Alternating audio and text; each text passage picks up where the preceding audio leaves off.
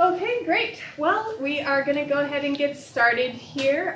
This is LASFS The Panel Continues, and today I have with me Craig Miller. Now, Craig has been in the entertainment industry for a very long time, from many different positions. You've also written books, early career in Star Wars, so I just wanted to go ahead and let you explain some of the highlights of your long career here.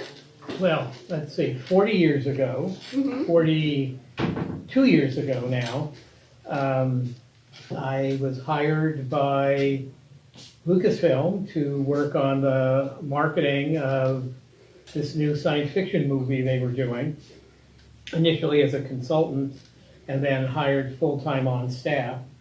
I was a publicist. I was tangentially involved with licensing. I was given the title Director of Fan Relations to deal with all stuff within fandom because I'd grown up in fandom and always been part of one fandom or another. I joined LASFS when I was 14 at the recommendation of Ray Bradbury. Solid recommendation. Yes, I've gone to see Ray. He said, I can give you half an hour on this particular evening. And I went to see him, and 2.5 hours later, we finished, and my mom picked us up. My two cousins were with me. And he had said during it, you should join this science fiction club I'm a member of. Ray wasn't attending regularly by then, but it's the one he had been a member of when he first moved to Los Angeles. And I came, I joined, and got involved with fandom ever since. But anyway, you were asking about professionally. So I was with Lucasfilm for 3.5 years. Then after we opened Empire, I became an independent publicity and licensing consultant on a lot of mostly genre films like The Dark Crystal, Return to Oz, Splash, John Carpenter's The Thing, a lot of other films over the next 10 years. And then I decided I wanted to go to fewer meetings where I was explaining why what I was doing for a living was important to the people who would be hiring me, because too many accountants and attorneys had taken over running studios and they didn't understand why, publicity was an important thing. So I decided to get into something more directly creative.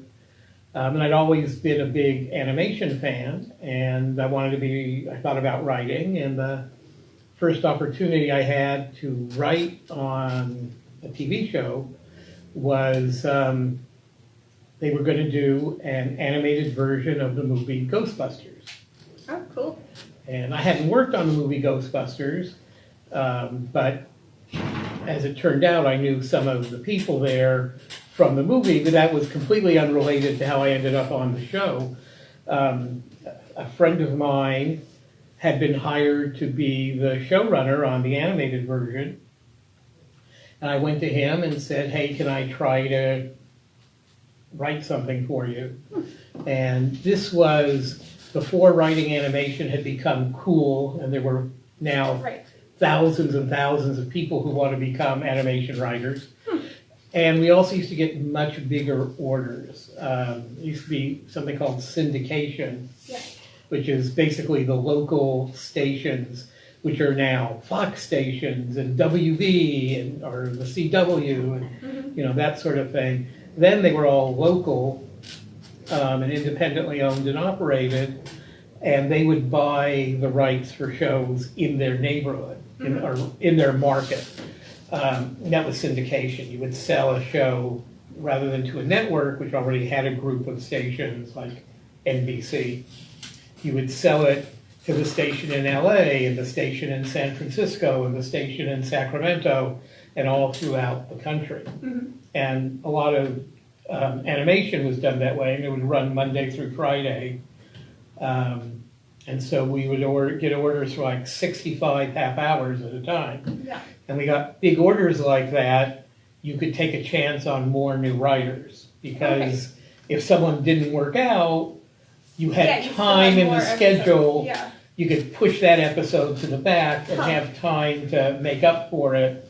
Whereas today we mostly get orders like 13 episodes at a time. Yeah. So it's much harder to bring in a new writer because if it doesn't work out, you're up all night trying to write a new script to replace it. Yeah. Anyway, so he gave me a chance.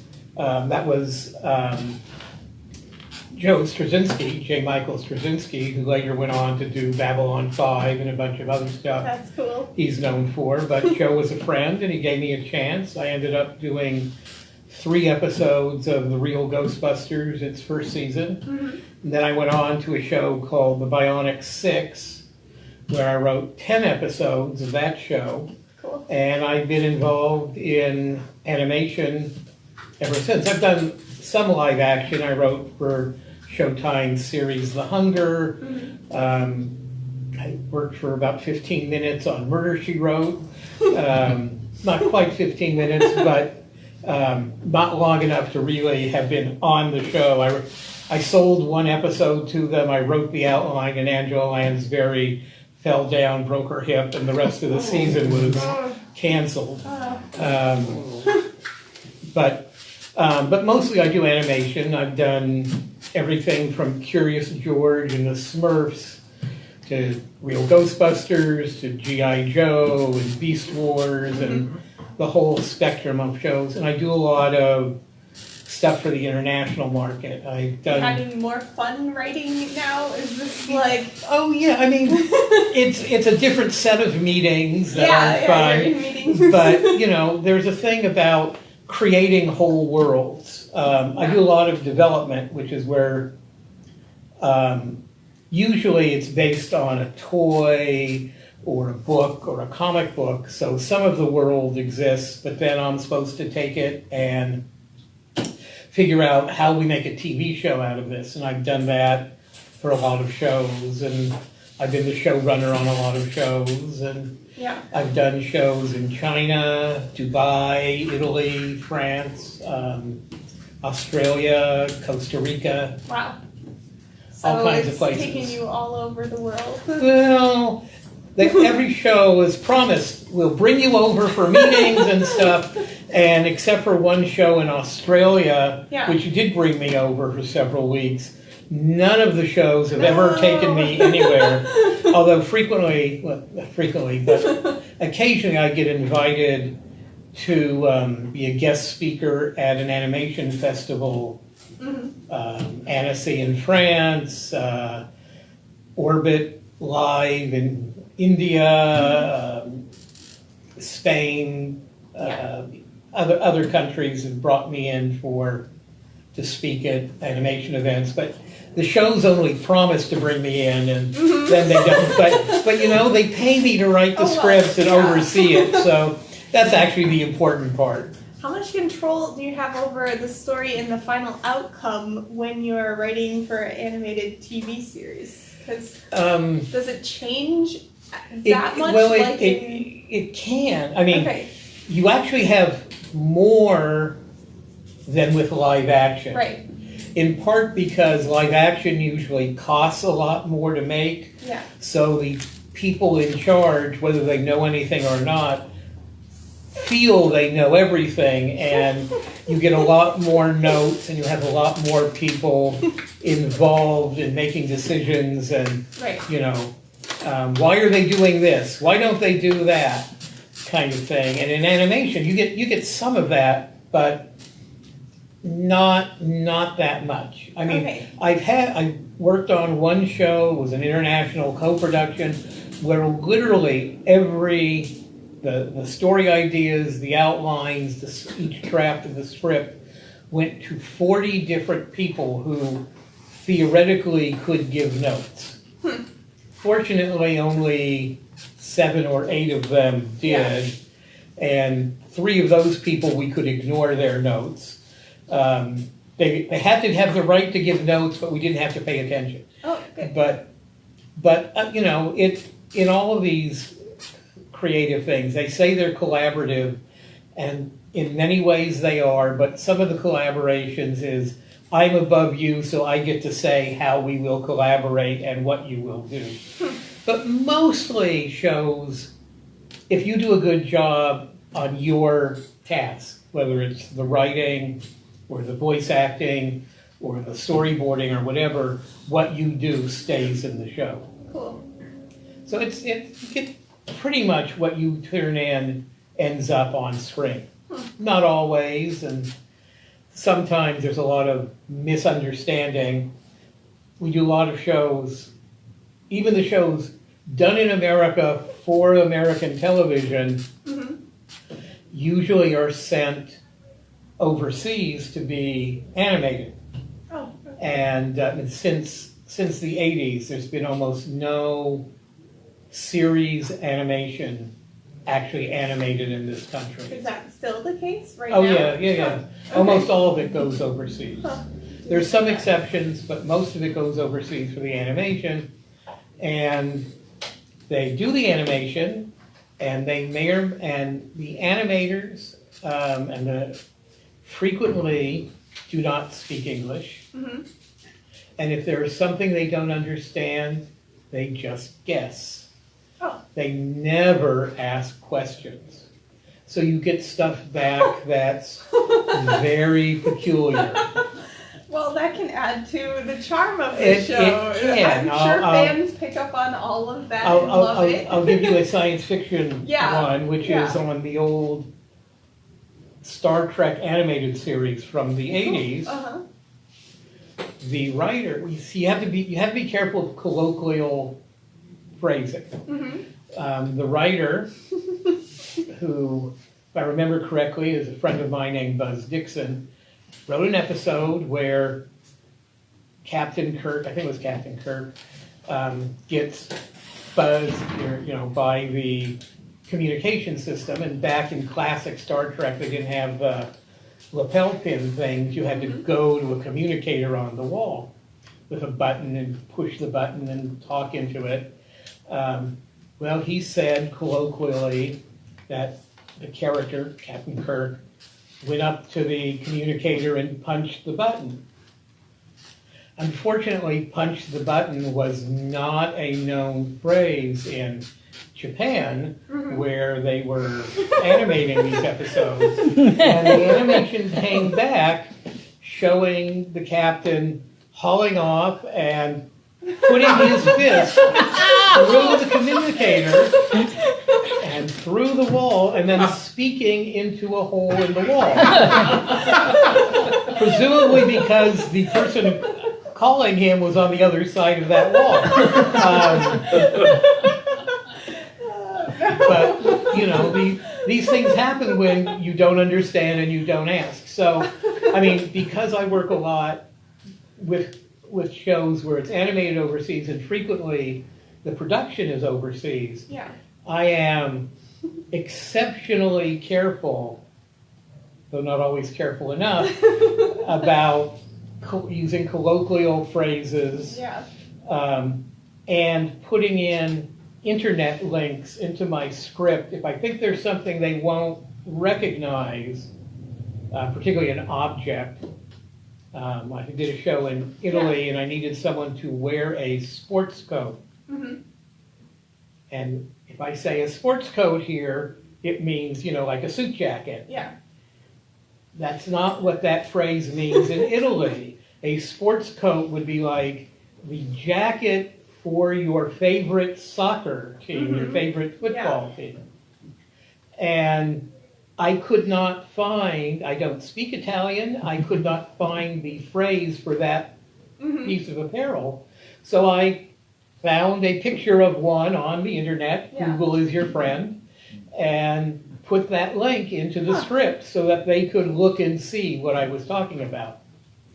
In that same scene, that same sequence, what I wanted was our characters, I don't want to go into the whole thing about what the show was, but our characters are tiny, and they needed to imitate a person. So I had them get from a nearby truck a load of pipes and assemble them into a framework on which they hung this sports coat. It didn't occur to me that when I used the word pipe, Yeah. and they got it off of a truck, Yeah. that they would not think of plumbing materials. I thought of And so when the artwork came back, it was, the structure was made out of a variety of smoking pipes. You know, there was that nice corn cob and the meerschaum and, you know, and it's like, So what happened? okay, but you know. Do we leave it? If you leave Well, it in yeah, the the thing is that you can, part of the budgeting on animation Yeah. is retakes. Yeah. So you have paid for this percentage of retakes. And if you're a big, expensive show like The Simpsons, you have 100% retakes, you can make them change anything. Yeah. When you're an inexpensive daytime show, especially for an overseas market, it's very common to have a small percentage of retakes, like 25%. And so you only retake the things that really need it. Yeah. And while building the framework out of a load of pipes makes no sense whatsoever, Amazing though. it looked cool and you know, hey, it worked. They built it. There were, you know, and so okay, fine. It's the charm of animation. That's right. You know? And so You you know, those. it was a fantasy show, so you know it Yeah. or had a fantasy underpinning. So it's like Yeah. okay, just because it makes no sense in the real world, it doesn't mean it can't. It has to make sense in the show. Yeah. So I mean, that's all. You have to be more careful than even I was, and I'm pretty darn careful about it. Yeah. Interesting. So yeah, I was curious if you had told yourself, you know, you were going to be in animation and this was your career path. What are some of the advice that you would give to your younger self now that you've done this?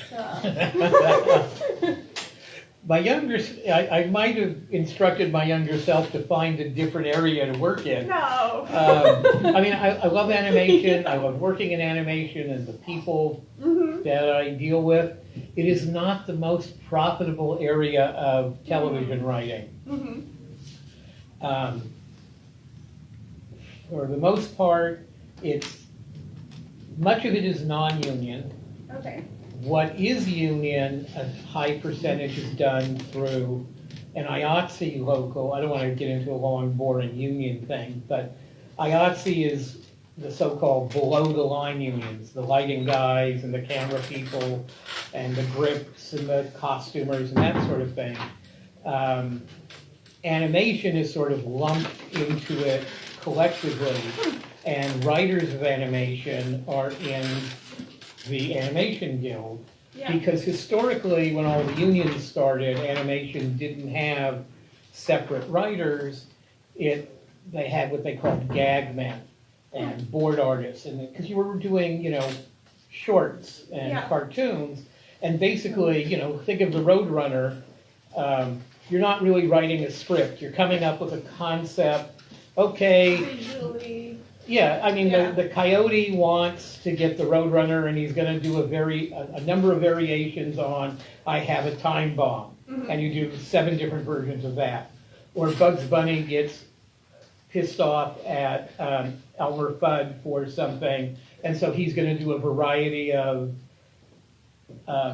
gags to befuddle Elmer based on a theme. You don't really need a complicated script. Script writing and animation came in basically in the 70s and into the 80s with the Flintstones and the Jetsons, when we started having half-hour cartoons, and you needed longer stories that would sustain over the length of the show. And now, most shows either have script writers who write a full script, or there are a bunch of shows that are called board-driven, which means that they're done with the board artist Yeah. coming up with them. But even those shows have a writer, not all of them, but almost all of them have a writer who writes an outline at which the board artists then take and work from to craft out the rest of the show. Sometimes the writer works with them, sometimes not. But even those shows have a writer at the front end of them. Yeah. And some shows, there are a small number of shows, and we're working on more, that are done through the Writers Guild. The show I created and produced called Pocket Dragon Adventures was the first show done under a Writers Guild contract. Nice. And now all of the primetime shows, The Simpsons and Futurama and all the shows since then, Family Guy, are done through Writers Guild contract. Was that a big fight to be the first one to get through the Writers Guild? Or? Well, yes and no. I mean, Yeah. you had to convince everybody involved, and the truth is, we've been going to. I'm chairman of the Animation Writers Caucus of the Writers Guild, and we've been meeting with the guys at.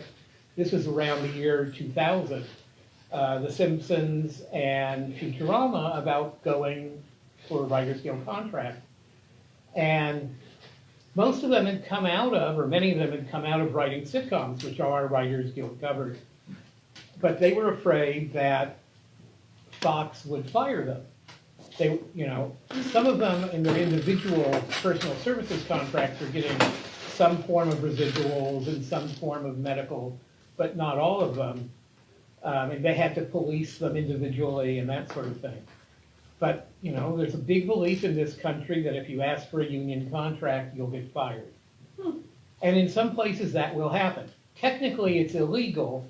That doesn't stop companies from doing it. But what I said to the guys at The Simpsons was, you're the only shows on Fox making money. They're not going to fire you. But they also didn't really believe that the Writers Guild would go through with doing a union contract for animation because they never had before. Yeah. Well, I pushed for it on my show. The company was willing to do it. They made a deal. And literally on a Friday, the Hollywood Reporter ran a story about how my show had been signed and the company, which at the time was called Bobot Entertainment, had signed a WGA contract. On Monday, the Simpsons writers called and said, okay, we want to go for a contract, and 3 weeks later, it had been negotiated with Fox, and they were under a union contract, and have been ever since. It's hard to get them, in part because the bigger companies, Disney, for example, are already signatory to the IATSE Animation Guild contract, and labor law means you can't go in and say, hey, give up that contract and sign this contract. Yeah. A lot of labor law is designed to protect the companies. So, like, if they've been around a long time, Disney, that kind of thing, they've signed writers. Yes, many of them. Some of them, Nickelodeon was non-union until we tried to organize them with the Writers Guild, at which point they signed an IATSE contract, thinking that would be less onerous. In fact, in many ways, it's more expensive for them to be with IATSE than to be with the Writers Guild. Why? But, okay, yeah, I guess we don't have to. I don't want to. We're going. I know he's really interested. Labor unions, the way of the future. Yeah.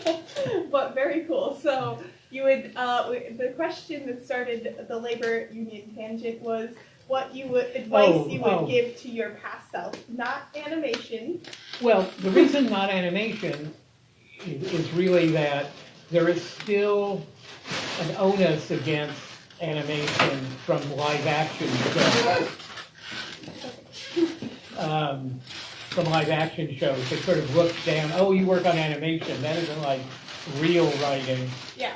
Just like in sitcoms, if you work on, the goofier shows than the more serious shows, like this is dating it, but if you worked on Saved by the Bell, the people at Frasier wouldn't look at your script because you weren't writing at their level. Oh, yes. And so everyone looks down at the, Yes. there's a lot of that, feature studios go, well, you've only written television, so you're not a feature writer kind of thing. They don't consider you for that. So there's a lot of that kind of stuff in the industry. So it's very hard to move out of animation into live action. Is there any way around that? Like if you were writing live action, you get pegged into one hole or another? Well, everyone gets pegged. Okay. Even in animation, you get pegged as writing comedy, or you get pegged as writing action adventure. Yeah. You get pegged as writing preschool. Mm-hmm. I've been doing it long enough. I've been writing animation for over 30 years.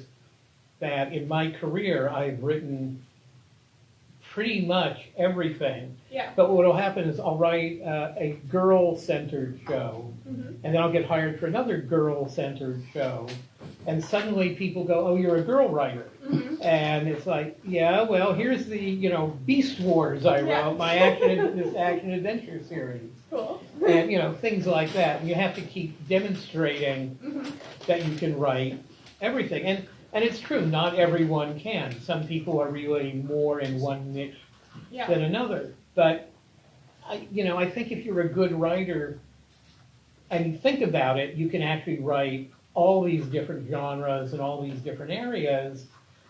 You just have to remember who your target is and what your audience is.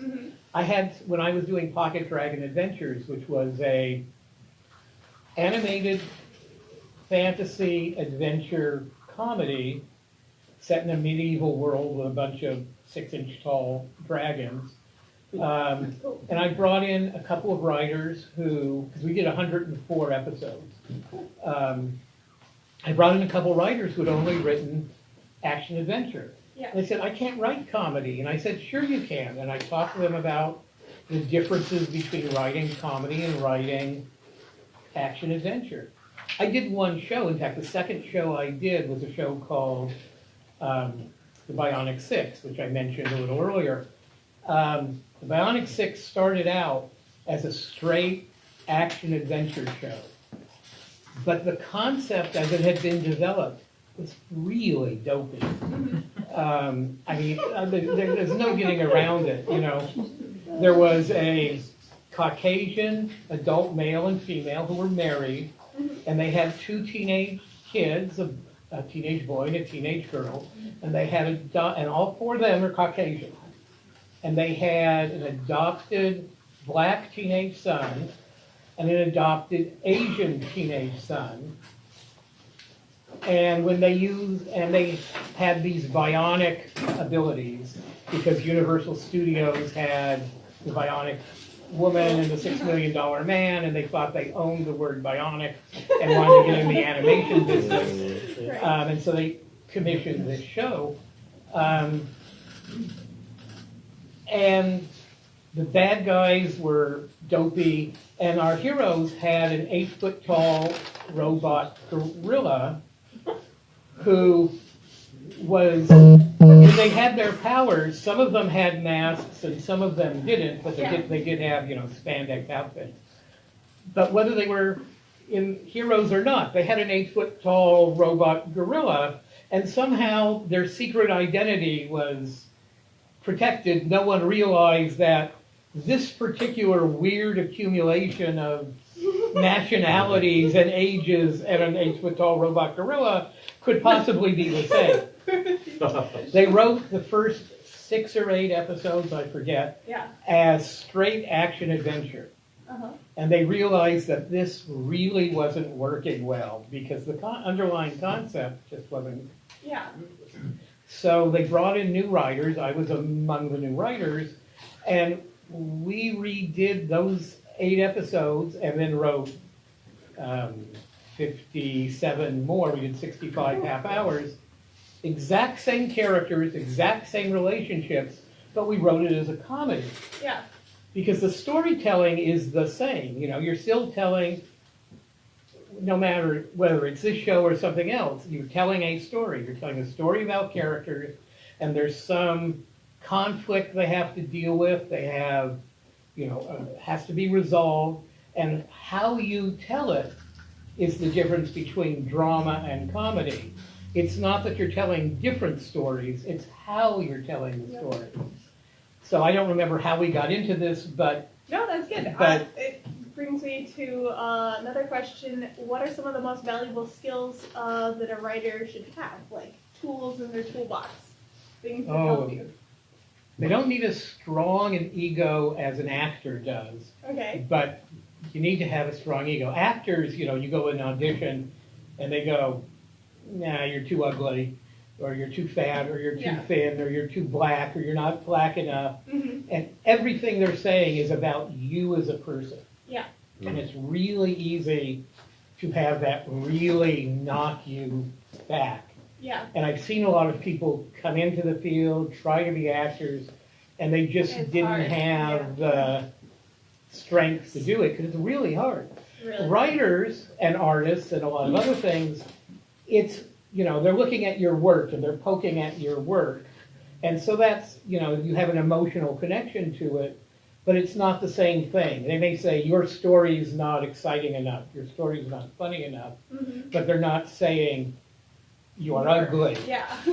So, it's a little easier. It still requires, a strong enough ego to know that, it's not you as a person, it's got nothing to do with that, and it's also a matter of taste.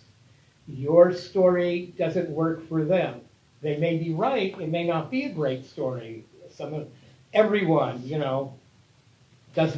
everything they write is not wonderful. Despite what some of our friends think of their work.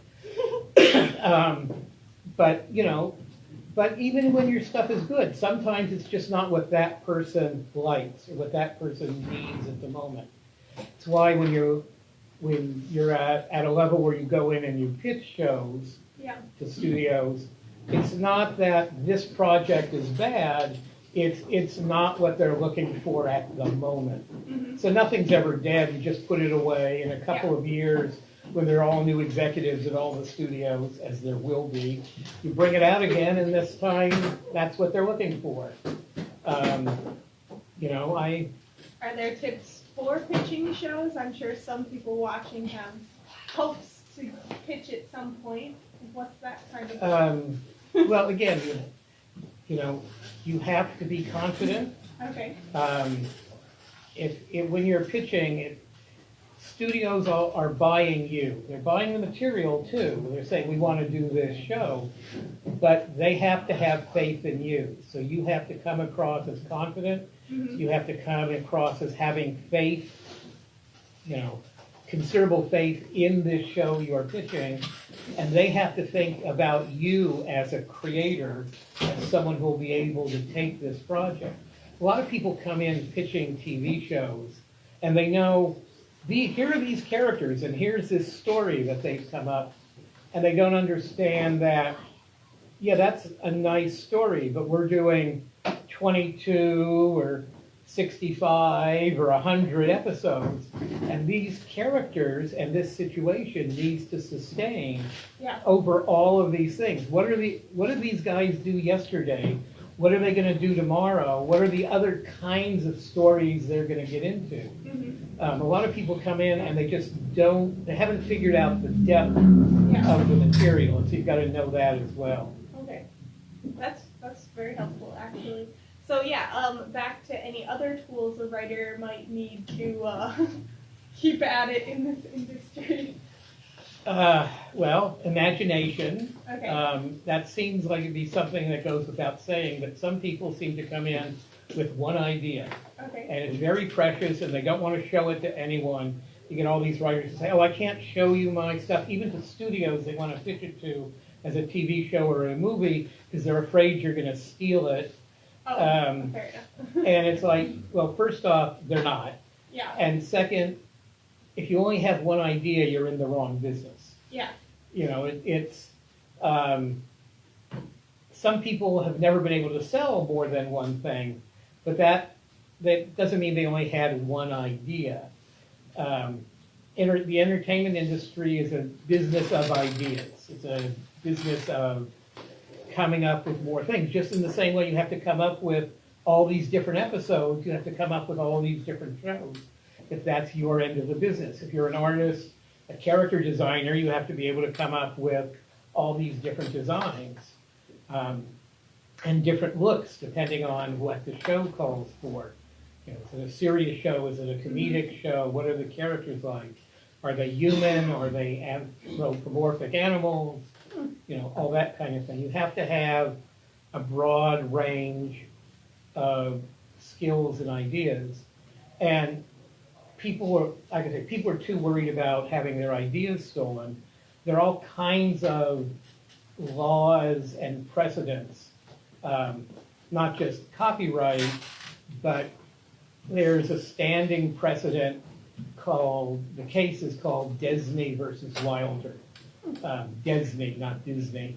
I mean, he was a writer, and Billy Wilder, the great writer-director, was also a producer, and he had a deal at, I think it was Paramount, as a producer. And Disney would come in from time to time and pitch him ideas, and he had found this article in the newspaper about a guy who had fallen into basically a mine or a well, I forget all the details now. And it became an enormous effort to get him out and took many, many days, and it became almost like a circus with, you know, vendors and souvenir sellers and stuff while they were busy trying to get him out. And this is the article he brought in to Billy Wilder. Billy Wilder wasn't in his office, so he left it with the secretary, who knew him because he'd been in there before, and saying, this is what I want to talk to Billy about. Well, Billy Wilder liked the idea. He and Paramount made that movie. They did not include Mr. Disney in the production, and Disney sued. And Billy Wilder and Paramount said, well, it's a newspaper article. He didn't create it. It wasn't his idea. Anyone could have cut it out of the newspaper. And the court ruled anyone could have. Disney did, and he brought it to Wilder, and that's how Wilder found out about it. And because they had a professional relationship where Wilder knew Disney was a writer and was coming in to sell him a project, he had a responsibility to make an offer to Wilder or to Disney on the project. Yeah. And that is still the standing precedent. So even without copyright, Disney versus Wilder protects your ideas if you go in to pitch. There are a number of different areas that protect you. That doesn't mean you'll always win. Right. But they're all kinds of different things. Worrying about being ripped off, they got to pay somebody. They might as well pay you. It's easy enough, especially if you're brand new, to say, you know, here's $10,000, here's $50,000, whatever number. We're taking this idea and we're having someone else work on it, and most people will be great. Yeah. And, you know, they don't want to deal with lawsuits. Lawsuits are too expensive. It's very rare. It does happen occasionally. Someone rips you off, especially if it's not an established company. If you're going to some guy who says he's a producer, right, then you might get ripped off. If you're actually going to a studio or an existing company that's been around, very rare that you're going to get ripped off. You may get a bad deal that's separate. Totally different. You need a good agent or a good attorney to negotiate for you. That's different than being ripped off. Yeah. Well, I know there are people here to talk with you, so if anyone has any questions, we'll take some questions for Craig. We surprisingly didn't even talk about Star Wars. This has probably been the least conversation of Star Wars you've had in a long time. But anyway, if you have questions, otherwise we'll just keep talking here. They're all stunned. Yeah, Nick. So what changes have you seen in the writing process during being an animation writer? That's a good question. There are more people looking for jobs that sort of thing has changed. There are more people at the studio level who want to have their say on projects because it's now cool. So they're more interested in being involved with it. It's hard to say because, whatever it is you're writing is still writing. It's still telling a story. It's still all about, people will have different opinions on this. I believe all storytelling is about character. It isn't this happens and then this happens and then this happens. It's there's this guy. It could be a man, it could be a woman, it could be a boy, it could be an anthropomorphic sheep, it could be an 8-foot robot, gorilla, it could be whatever. But whatever the character is, and really it's always a person because we really don't know how Martians think. We know how people think. So even if our character is a Martian, they act like people. But we're telling a story, there's this guy and something happens in his world. And it affects him, and he now feels a need to do something, and this is how he reacts. And the way he reacts causes these other people to react by doing this. It's all about character and motivation and how people act and respond. It's not about the physical activities of, it's not, there was a cave-in, it's, there's a guy trapped by a cave-in. It's about the guy, it's not about the rocks. So it's always about character. So in that sense, nothing has changed. Some of the mechanics, I'm no longer, I started out late enough, the mid-'80s, that I was always writing on a computer, but I was writing in WordStar, in DOS, and now I'm writing in Word, and I email my stuff in, and you may never see the people you're dealing with because it's all done on the phone and Skype and by digital and email and that kind of thing. But the storytelling, the writing is still the same. It's just like if you're an artist, whether you're using a pencil or you're using a stylus, whether you're using a brush or an airbrush, you're still an artist creating in the same ways. The tools change, the process, what needs to come out of you doesn't change. Yes, Francis?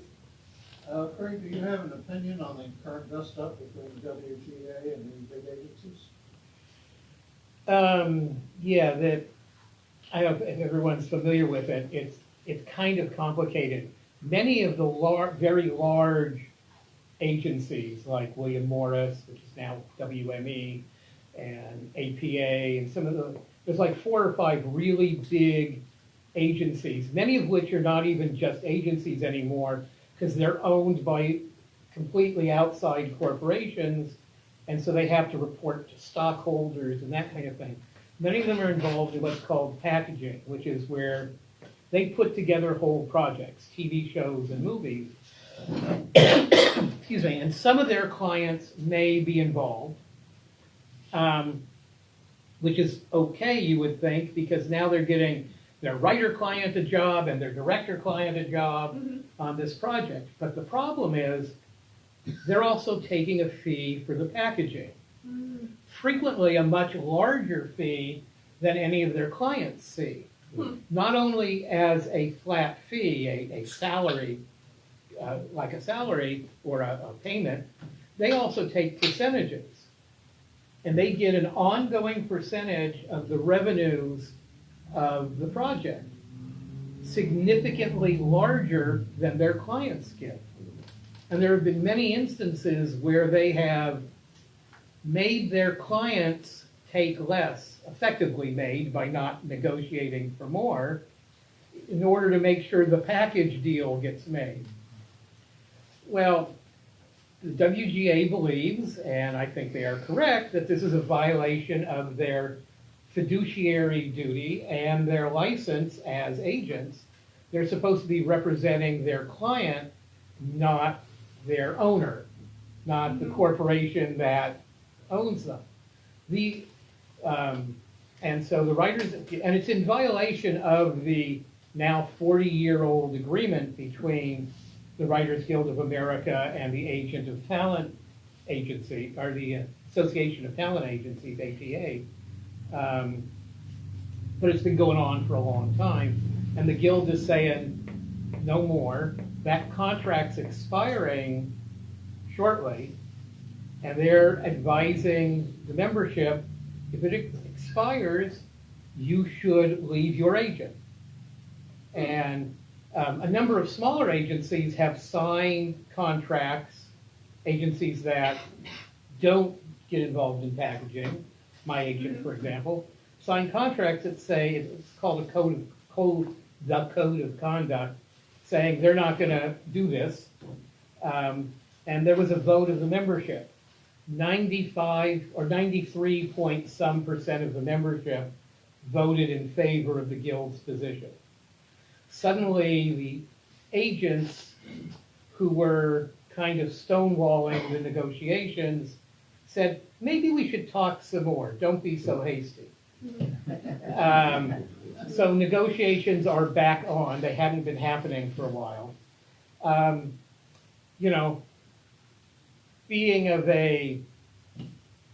having been on both sides as a writer and as a producer and as on the business side of studios, my feeling is they want to do the packaging, that's fine. Their client should get a percentage of the packaging revenue.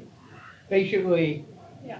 I commission you, my agent, for my service, you know, what I collect for my services. You commission me for what you collect on the back of my services by making this deal. But that isn't where the Guild is going. They just want to make some kind of agreement. I can't see the agencies actually completely giving up packaging, because they make literally hundreds of millions of dollars off of it every year. But I don't know where it's going, but I think it's not standing for it, I think, is a good thing. Yeah, what happens if this spreads to the actors and the directors? That's a longer conversation than we have time for. We probably have time for one more question if anyone has anything. Yeah? Is there any increase or decrease in original talent? There would Original be- talent. I think everybody has as much original talent as they ever did. I'm not quite sure what that means. There's, you know, a lot of people, Something I've never seen before. Newcomers. oh, well, there's always new people, and yeah, there's always stuff that you go, wow, I've never seen anything like that before. But, I mean, I can't give you an Same as it example. ever was. Yeah, I can't give you an example offhand. Yeah. But there's always new stuff or new twists or new ways to tell stories, you know. Can I give you a long answer? Do you have time for a No, long we don't answer? have time for a 10 long minutes. answer. Yeah, we're getting close to the end. I do have a question. Okay. For anyone trying, like a writer starting out trying to get an agent, what are some things to avoid or things to do if you're seeking a literary agent or a screenwriting manager? Well, I think book agents Yeah. are different. Yeah, separate. So although- let's talk about screenwriting. So we're talking about teleplays. literary agents for the entertainment Yes. industry. You have to have samples. No one's gonna become your agent because they like your smile. They need to read stuff you've written. Yeah. It's very helpful if you know people who are represented by these agents and who are willing to read your stuff and then recommend you to their agent. Because agents are leery of reading a lot of stuff from people they don't know. They have a limited amount of time, Yeah, and it's fair. so if one of their clients says, "Hey, I like this woman's stuff," they'll be more likely to read it. I also recommend to people go out and meet people. Go to conventions. There's all these days. Science fiction conventions, comic book conventions, all have panels about the entertainment industry. They all have showrunners. They all have, frequently they'll have agents or attorneys. Meet people. I know when I'm running a TV show and someone wants to meet someone I'm not familiar with wants me to read their stuff and maybe give them a chance, my time is limited. Yeah. There's so many people out there, and our schedules are very short. So I always start with working with writers I've worked with in the past because I know they can deliver. Yeah. And then I go to people who I've met, some of them are working professionals who I've never worked with, but I know they're out there working. So I'll go to them, and then it'll be people who I've met because. Are we worried about underage listeners? No. Okay. The biggest thing is to not be an asshole. I say this on a lot of panels because if you go up to someone after a convention panel and you introduce yourself and you get their card and you get in touch with them later, the likelihood is they won't remember you, but they'll kind of vaguely remember talking to people and if you were okay, well then they'll continue the conversation. They won't know that you specifically were okay, but if you were a real jerk, if you were an asshole during the panel or when you came up to ask them a question, that they'll remember. And the thing is that our schedules are short. The work, no, we're not digging ditches, but it is hard work. It's mental work. It's time consuming. We have very short schedules. We don't want to work with people who are pains in the butt. Yeah. So if you're easy to work with, everyone gets notes. Sometimes I'm the one giving the notes. Sometimes it's the people above me giving the notes. I can't deal with you arguing about the notes. Yeah. You can say, how about if we do this instead? That's fine. But saying, no, I won't do that or whatever, Yeah. you're just out of a job and you're not getting rehired and everyone's going to know you were a pain in the butt. Yeah. So even if your normal attitude is to be a pain in the butt, pretend you're not for the sake of your career. Well, that is good advice. There are people who were very big deals, both in live action and the animation industry, who turned out to be enormous jerks, and guess what? Their careers stopped, even though they had been very successful. Because you get to be too much of a jerk, it doesn't matter how successful you are. That's good to know. Thank you so much, Craig. It's been a pleasure having you. So we're going to wrap that up. And Thank you. Thank you.